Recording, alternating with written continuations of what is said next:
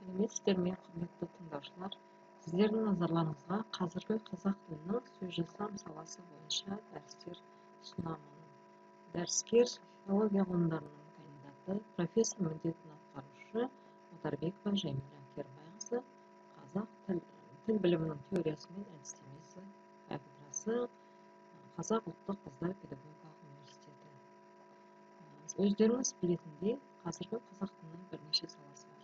Бірінші фонетика, екінші лексикология, үшінші грамматика саласы. Грамматика өз ішінде морфология және синтаксис деген салаларға бөлінеді. Ал сөз жасам деген сала қайдан шықты? Бұл сөз жасам саласы осы салалардың ішінен бөлініп шыққан, кейінгі кезде қалыптасқан сала деуге болады. Оның негізі қазақ тіл білімінде 1980-90 жылдарда қалыптасты. Бұл сала нені зерттейді? Бұл сала әрбір саланың жеке сала ретінде танылуы үшін оның өзіне тән зерттеу нысаны болады, өзіне тән бірліктері болады. Сөз жасам дегеніміз ең алдымен тілдегі жаңа сөздерді, тілімізге еніп жатқан жаңа атауларды зерттейтін тіл білімінің бір саласы. Бұл тіліміздегі жаңа сөздер негізінен лексикологияның және арнайы қосымшалар арқылы жасалған сөздер, біріккен қосарланған тіркесті сөздер морфологияның ішінде қарастырылып келді. Енді осы саланың жеке сала ретінде бөлініп шығуына не себеп болды? Оның жеке сала ретінде бөлінуіне бірнеше себеп бар. Ең алдымен сөз жасам тілдегі жасалған сөздердің барлығының жиынтығын қарастырады. Демек, өзіне тән зерттеу нысаны бар сала, өзіне тән бірліктері бар сала. Сол себепті де бұл мәселелер тілдің басқа салаларынан бөлініп, жеке сала ретінде қалыптаса бастады. Себебі сөз жасамның басты сипаты жаңа мағыналы сөз тудыру, жаңа пайда болған атаулардың жасалу ерекшеліктерін, заңдылықтарын қарастыру болып табылады. Ал бұл мәселелер, сонымен қатар сөз жасамға тән бірліктер тілдің басқа ешқандай саласында қарастырылмайды. Сөз жасамның негізгі зерттеу нысаны болып келген туынды сөздер, яғни жұрнақ арқылы жасалған сөздер, біріккен сөздер, қос сөздер, қысқарған сөздер, тіркесті сөздер морфологияның ішінде соның бір бөлімі ретінде қысқаша түрде ғана қарастырылып келді. Ал енді ол сөздердің жасалу заңдылықтары, ерекшеліктері басты назардан тыс қалып келді. Осыған байланысты мынандай пікір бар. Жалпы тіл білімінде сөз жасам нені зерттейді дегенде, ол сөз таптарының жасалуын зерттейді деген пікір қалыптасқан. Бұл пікір дұрыс емес. Бұл пікірдің қалыптасуы негізінен бұл мәселелердің, яғни сөз жасам мәселелерінің морфологияның ішінде қарастырылуымен байланысты. Мысалға алатын болсақ, зат есім тудыратын жұрнақтар деп аламыз да, оны есім сөзден зат есім тудыратын, етістіктен зат есім тудыратын жұрнақтар деп бөлшектеп морфологияның ішінде қарастырамыз. Ал енді морфологияның зерттеу нысаны ол жаңа сөз жасау емес. Ол грамматикалық тұлғалардың беретін мағынасы, яғни грамматикалық мағынаны қарастыру. Ал енді сөз тудыратын жұрнақтар, олар алдымен сөз таптарын жасамайды, олар алдымен жаңа мағыналы сөз тудырады. Ал енді ол жасалған сөздің қай сөз табына жататыны ол шартты түрдегі топтастыруымызға байланысты. Ал жаңа сөз морфологияның, жұрнақ арқылы жасалған сөз морфологияның зерттеу нысаны емес, ол сөз жасамның зерттеу нысаны болып қалады. Сол себепті біздің морфологияда қарастырып жүрген зат есім тудыратын жұрнақ, сын есім тудыратын жұрнақ деп сөз табының ыңғайындағы жұрнақтарды қарастыруымыз дұрыс емес, ол сөз жасам нысанына кірмейді деген сөз. Бұл сөз жасамға байланысты түрлі пікірлер өте көп.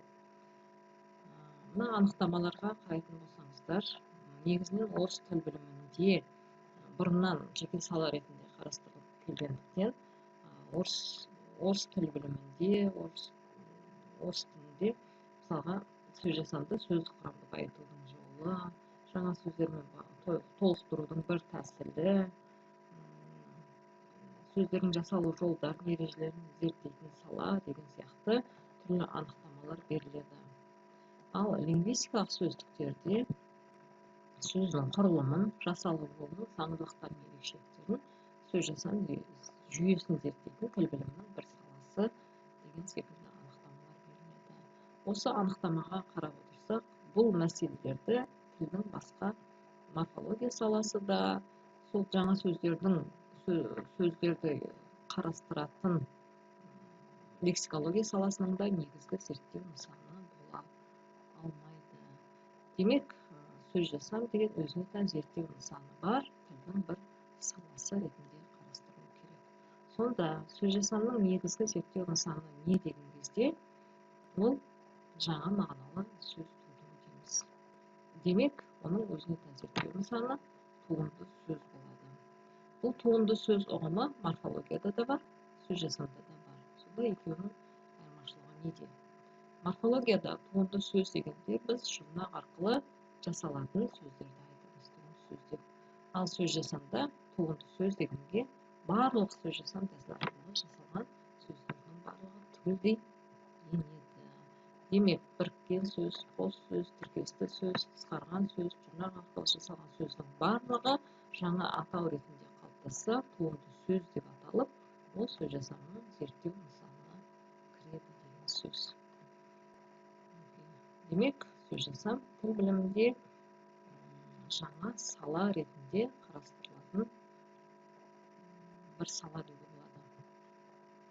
Енді бұл сөз жасам саласы қашаннан қалыптасты, қалай зерттелді дегенге тоқталатын болсақ, ол үш кезеңге бөліп қарастыруға болады. Түркологияда зерттелуі, жалпы қазақ тілінде зерттелуі, соған қазіргі кезеңдегі зерттелуі деп те топтастыруға болады. Бұл сөз жасам саласы бірден пайда болған сала емес, ғылым ретінде дамуының да өзінің негізі, бастауы түркітануда, түркологияның еңбектерде жатыр. Оның басында тұрған еңбек, алғашқы грамматика әрі сөздік ретінде танитын еңбегіміз Махмуд Қашғаридің Дивани лұғат ат-түрк сөздігі 11 ғасырда. Осы сөздіктің ішінде, мысалға, сол кезеңдегі тілдерге тән сөздердің жасалуы, есім сөздерден жасалған сөздер, етістіктен жасалған сөздер деген сияқты түсініктемелер беріліп, сонымен қатар бірталай қосымшалардың мағынасына талдаулар жасалады. Мысалға, ш қосымшасы адам, кісі аттарын, кісі есімдеріне қатысты сөздерді жасауға негіз болады деген секілді мысалдар беріп, соған тоқталып қарастырған осы еңбекте. Демек, бұның сөз жасам саласының бастауын 11 ғасырдан бастауға болады. Одан кейінгі орта ғасырлық зерттеу еңбектерінде де сөз жасам мәселелері қарастырылады. Мысалға, Ибн Мұханнаның сөздігінде бұл фарсы, түркі, моңғол тілдерінің аудармасы кітабы деп аталған еңбек. Бұл туралы Медианскийдің жазған еңбегінде осы сөз жасамға қатысты мынандай деректер бар екен. Бұл еңбекте запись, етістік, синезм жасайтын 49 жұрнақ көрсетіліп, талдау жасалған. Одан кейін 19 ғасырдағы еңбектердің ішінен Казимбектің еңбегін алып қарауға болады. 1846 жылы жарық көрген. Бұл жерде есім сөздерді негізгі туынды деп бөліп, әрқайсының жасалу жолын көрсетеді. Енді түркі тілдеріне тән негізгі сөз жасамның жолы бұл қосымша арқылы сөз жасау.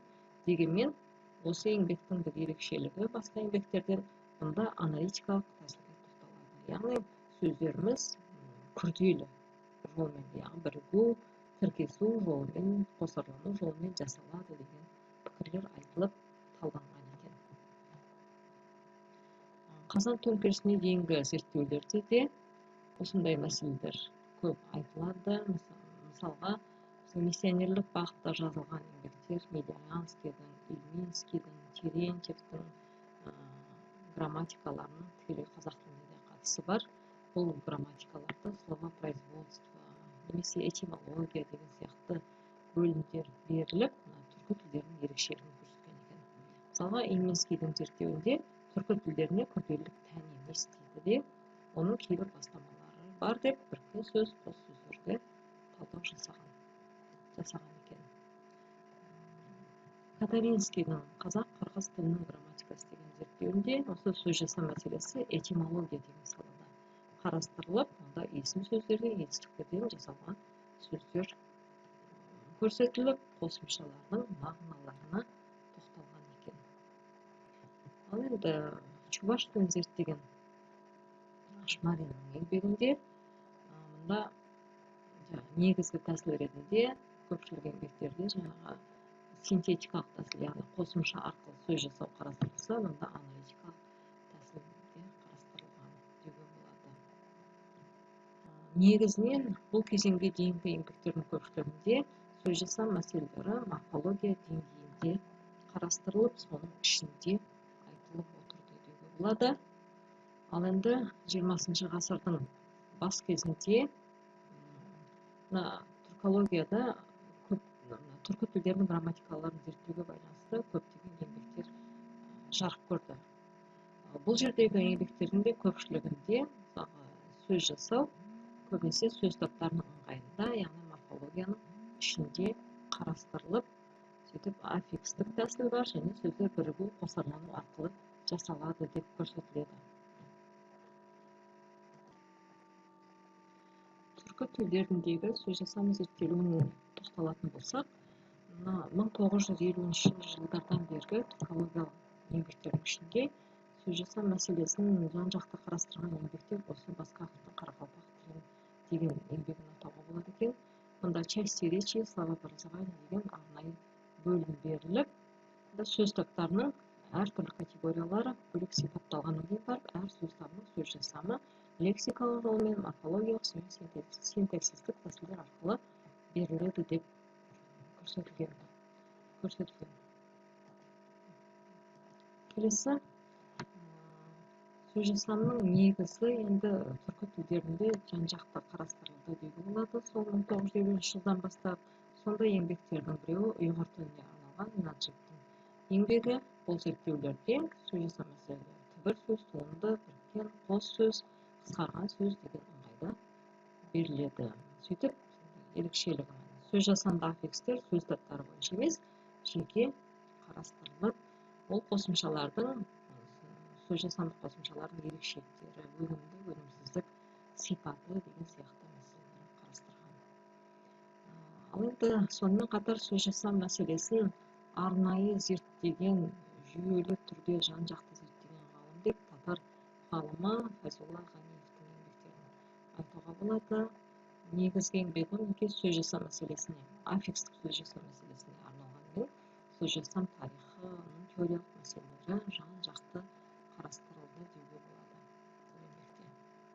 Ал енді 1960 жылдардан кейінгі зерттеулерде осы негізгі тәсіл ретінде қарастырылған синтетикалық, аналитикалық тәсілдермен қатар фонетикалық тәсіл бар деп көрсетіледі. Яғни сөздер, тіліміздегі сөздер фонетикалық жолмен де жасалады деген бірқатар ғалымдар бар.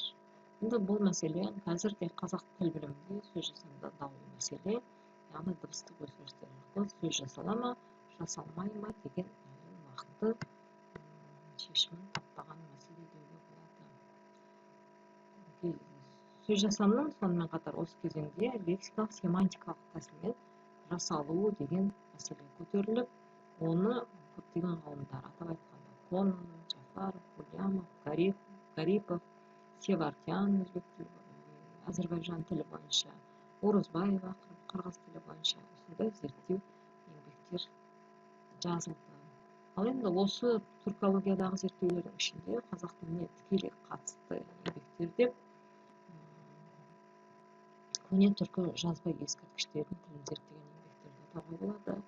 Оның ішінде осындай тіл тарихын, көне түркі жазба ескерткіштерінің тілін зерттеген ғалым Ғұбайдолла Айдаровтың бірталай еңбектері бар. сол еңбектерде туынды сөздерді аффикстер арқылы жасалады, қосарлану арқылы, бірігу арқылы және белгілі формада қалу арқылы жасалады деп көрсетеді.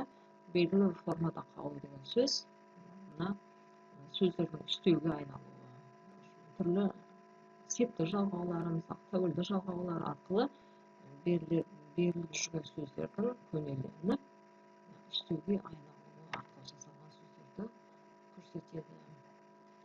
Сонымен қатар көне түркі жазба ескерткіштерін зерттеген ғалымдардың біреуі Адай Есенқұловтың еңбегі, Раджабовтың еңбектерін айтуға болады. Мысалға Есенқұловтың еңбегінде Орхон, Енисей, талас ескерткіштеріндегі сөз жазу мәселелері, оның ішінде сөз тудыратын жұрнақтарды қарастырған. Ал Раджабовтың еңбегінде осы ескерткіштердегі етістіктердің жасалуы мәселесі қарастырылады. Сонымен жалпы алғанда сөз жазуының үш тәсілі бірдей көрсетіле бастады деуге болады. Олар лексика, грамматикалық, морфологиялық немесе аналитикалық тәсілдер деген сияқты. Ал енді 14 ғасырдағы ескерткіштерді зерттеген еңбек ретінде Әжібай Керимовтің кандидаттық диссертациясын айтуға болады. Бұл диссертациясында сол көне түркі жазба ескерткіштеріндегі сөз тудырушы аффикстерді тарихи ескерткіштер негізінде қарастырып, сипаттап, мағыналарын ашып көрсетіп отырып, сөз жасам қосымшаларын өнімді, өнімсіз деп саралап көрсетіп берген деуге болады.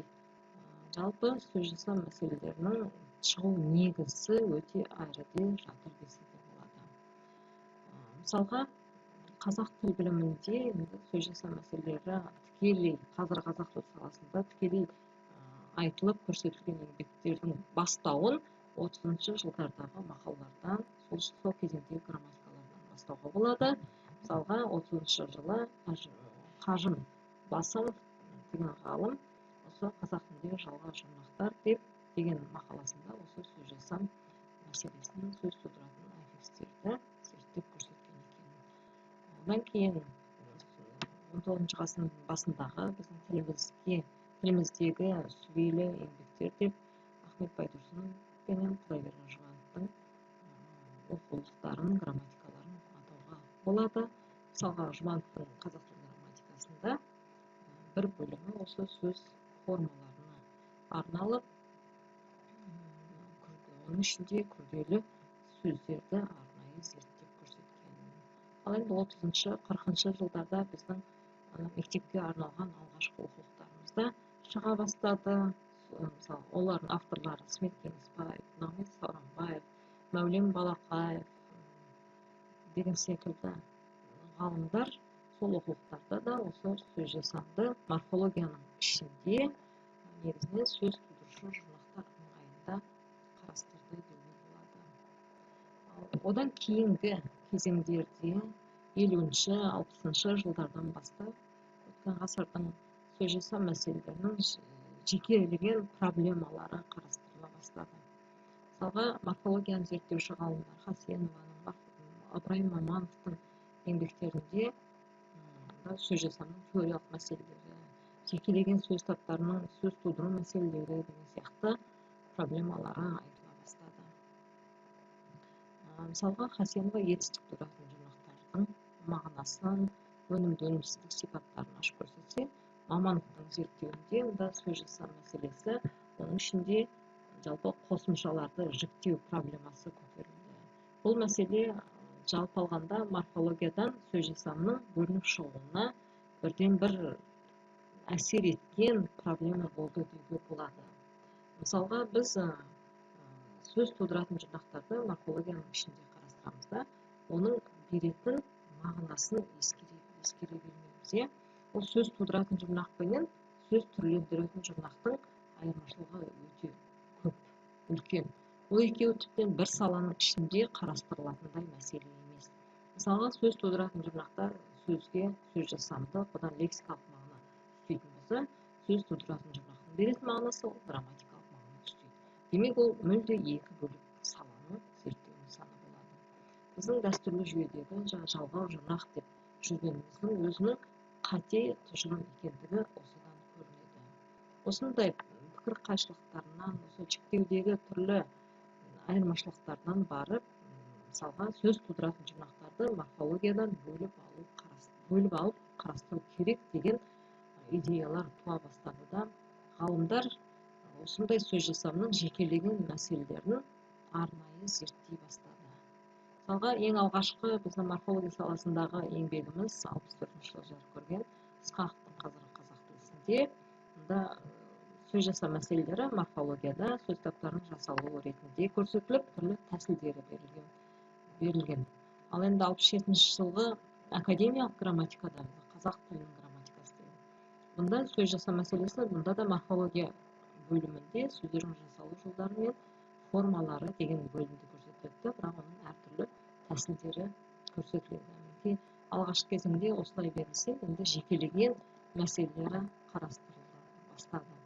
Көпшілігі алғашқы кезде сөз таптарының ыңғайында қарастырылды. Мысалға, 1988 жылы Ағылбаева сан есім сөз жасамы деп көрсетеді. Онда сан есімнің мысалға бірігу арқылы жасалуы бар, тіркесу арқылы жасалуы бар. Сол тәсілдермен қатар бұл зерттеуде сан есімдер сөз тудыратын жұрнақтармен де жасалады деп, мысалға, реттік сан есім жұрнағын, ыншы-ыншыны, жинақтық сан есімдегі ау-еу жұрнақтары да сан есім тудырады деген ыңғайда беріледі. Бірақ енді ол ойландыратындай нәрсе. Жұрнақ жаңа мағыналы сөз тудырып тұр ма, бұл жерде жай ғана түрлендіріп тұрма деген мәселе туындайды. Ал Төлеуовтың зерттеуінде зат есімі сын есім сөз жасамы туралы қарастырылса, Әрсен Ибатов деген түрколог ғалым сөз тудырушы жұрнақтардың барлығын жеке жинап туынды сөздер сөздігін жасаған ғалым. Осы алғашқы зерттеушілердің еңбектерінің негізінде 1989 жылы қазіргі қазақ тілінің сөз жасам жүйесі деген авторлар тобының монографиясы жарыққа шықты. Сөйтіп, бұл сөз жасам саласы морфологиядан бөлініп, жоғары оқу орындарында осы кезде жеке сала ретінде оқытыла бастады. Оған ықпал еткен осындай арнайы зерттеулер, мысалға, Ғабдолла Қалиев, лексиколог ғалым, сөз тудырушы жұрнақтардың семантикасын көрсетеді. Оралбаева жекелеген сөз таптарын көрсетеді деген секілді. Мысалға, Ағмановтардың зерттеуінде сөз жасам жұрнақтарының берілетін семантикасы деген сияқты мәселелер. Зәмземе Бейсенбаеваның зерттеуінде сөз жасам қосымшаларының реңмәнді қосымшалардан айырмашылығы қарастырылып, олардың семантикасы, функциясы қарастырылады. Сонымен қатар кейінгі зерттеулерде сөз жасамды оқыту мәселелері арнайы зерттелді. Одан кейін де көптеген еңбектер жарыққа шықты. Сол еңбектердің негізінде сөз жасам саласы жеке сала ретінде қалыптасуы керек деген пікір орын алып, қазақ тілінде бұл жеке сала ретінде зерттеле бастады. Бұл туралы, осы сөз жасам мәселелері туралы алғашқы еңбектер ретінде мысалға, Исаев қазіргі қазақ тілі морфология курсы бойынша теориялық және практикалық сабақтардың мазмұны деген еңбегінде осы сөз жасамның проблемаларын, оның ішіне морфологиядан неге біз бөліп алуымыз керек деген мәселелерді көрсетіп берген. Оралбаева қазіргі қазақ тілі сөз жасамы деген арнайы оқулық жариялады. Бұл қазақ тіліндегі сөз жасам саласына арналған алғашқы оқулық деуге болады. Ал Анар Салқынбай сөз жасамды тарихи тұрғыдан зерттеп, тарихи сөз жасам семантикалық аспект деген мақала жариялаған. Зәмземе Бейсенбайқызының зерттеуінде сөз жасамды оқытудың ғылыми әдістемелік негіздері қарастырылды. Ал менің зерттеуімде сөз жасамның жалпы мәселелері және сөз жасам тәсілдері, проблемалары, яғни жалпы теориялық мәселелері қарастырылды деуге болады. сөз жасамға қатысты үлкен көлемді еңбектердің бір ретінде Анар Салқынбайдың қазір қазақ тілі сөз жасамы деген еңбегін атауға болады. Мұнда да сөз жасам мәселесі, оның ішінде атау теориясы мәселесі, яғни осы атаулар, осы ұғымдар, жаңа сөздер қалай пайда болды, оның пайда болуының негізі неде, сөз қалай жасалады деген сияқты мәселелер қарастырылады. Ал енді кейінгі зерттеулерде сөз жасамның мәселелері тағы арнайы қарастырылып, тәсілдерімен қатар негізгі сөз жасам бірліктері қарастырылды. Ол бірліктерге не кіреді? Ол сөз жасамның негізгі бірлігі туынды сөз, зерттеу нысаны болатын. Сөз жасамдық ұя, сөз жасамдық тізбек, сөз жасамдық тарам, сөз жасамдық саты, сөз жасам парадигмасы деген секілді. Сөз жасамдық перефраз деген сияқты өзіне ғана тән бірліктері, осының барлығы арнайы зерттеу еңбектеріне